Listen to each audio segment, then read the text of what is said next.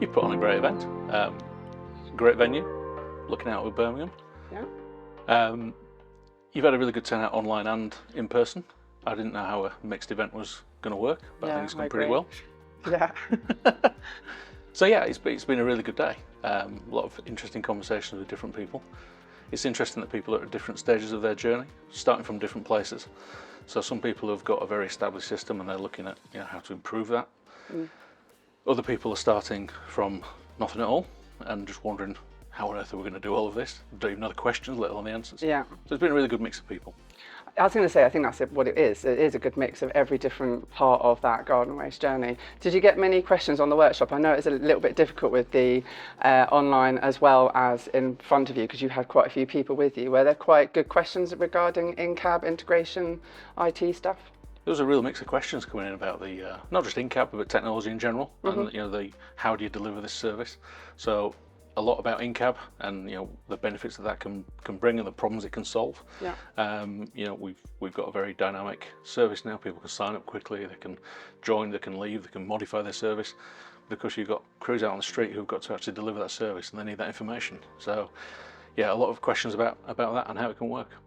So what's our next venture, next podcast topic? What are we going to do after today? What things have come up, especially after the announcement last week? Things are obviously changing, more conversations are happening, people get excited that actually maybe there's going to be some clarification on it. What's our next topic? Well, the next topic could be that next week we get an announcement from DEFRA about how it's all going to work. Well, okay, let's That's be not realistic. Yes, okay, so that's be realistic. Not going to happen. That might be a podcast in 3 years' time. Yeah. The podcast, it could be 5 hours long. Yeah, I think the message from today has been that garden waste services are going to continue. Nothing seismic is going to happen with garden waste from a central government perspective for 2-3 years. So council's got a real opportunity to recover costs and transform the services in the meantime. I've got a few sort of technical innovations that I think council really should be embracing. The first one is, for God's sake, get rid of April to April. It's an obsession of councils. In the real world, nobody cares. Some like it, some prefer it.